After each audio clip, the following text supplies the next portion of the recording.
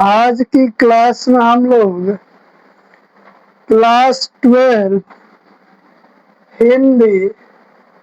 Chapter 7 काव्य खंड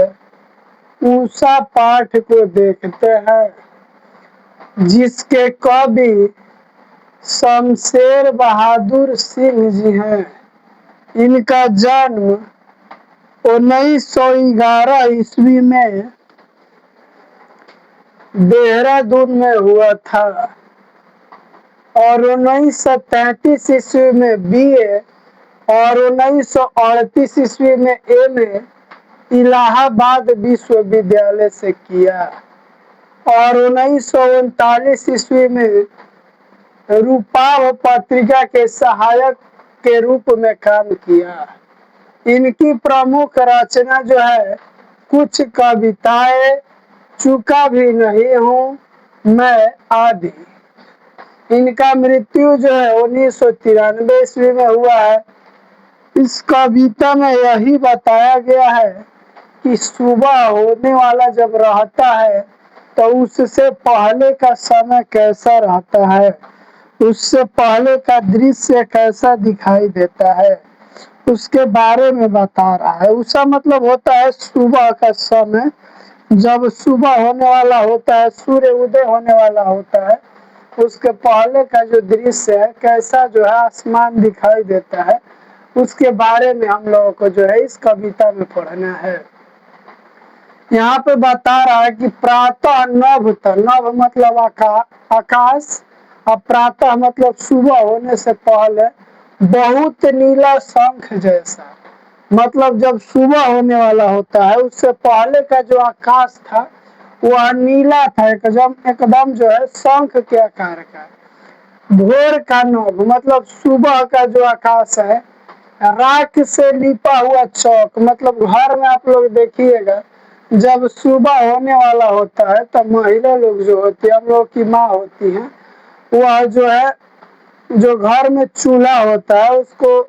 मिट्टी से जो है एक बार लीप देती है और उसको राख वगैरह से लीप देती है, तो वही जो है लीप दिया जाता है।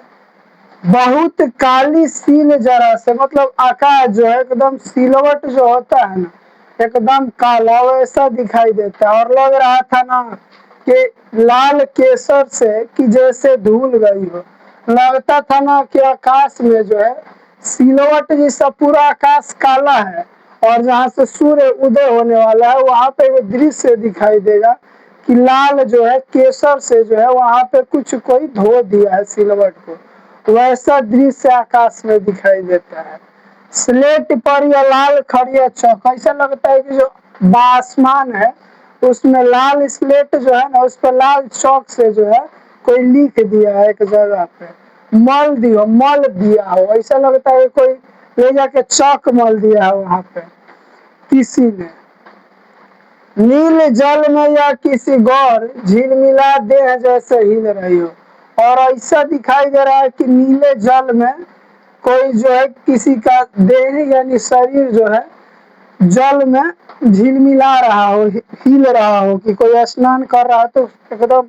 चिकना सा उसका शरीर दिखाई दे रहा हो, गोरा एकदम शरीर। और जादू टूटता है इस उषा का सूर्योदय हो, और यह जादू अब समाप्त होता है और सूर्य का जो है उदय हो जाता है। तो पूरा इस कविता में हम लोगों को यही पढ़ना है कि जब सूर्य उदय होता है तो उसके पहले का जो दृश्य होता है आसमान का, आसमान कैसा दिखाई देता है। तो कह रहा है कि नीला पूरा आसमान होता है, शंख की तरह फिर सफेद हो जाता है, ऐसा लगेगा कि राख जैसा ना होता है, राख से कोई महिला जो है अपने चूल्हा को लिपती है वैसा दिखाई देता है। फिर लगता है कि कोई केसर जो है चौकट पे ले जाके लाल चौकट धोल दिया है तो चौकट पूरा लाल हो जाता है, सिलवट जो होता है, और ऐसा लगता है कि स्लेट पे जो है चौक से लाल खड़िया से कोई जो है खड़िया ले जाके उस पर मल दिया हो कि लाल हो गया है। फिर और नीला ऐसा लगता है कि जो जल में है नीला जल होता है, उसमें कोई व्यक्ति स्नान कर रहा है तो उसका देह जो है एकदम गोरा दिखाई देता है, और जो है यह जादू जो है हटता है तब जाके सूर्य का उदय होता है। और यह कविता यहीं पे समाप्त होती है। इसके पहले क्लास में हम लोग चैप्टर 1, 2, 3, 4, 5, 6 को पार्ट को देख चुके हैं। यहाँ पे 7 चैप्टर जो हम लोग का समाप्त होता है और अगले क्लास में जो हम लोग चैप्टर 8 को देखते हैं। और आप लोग जो है चैनल को सब्सक्राइब करिए, लाइक करिए, शेयर करिए, कमेंट करिए। Thank you so much.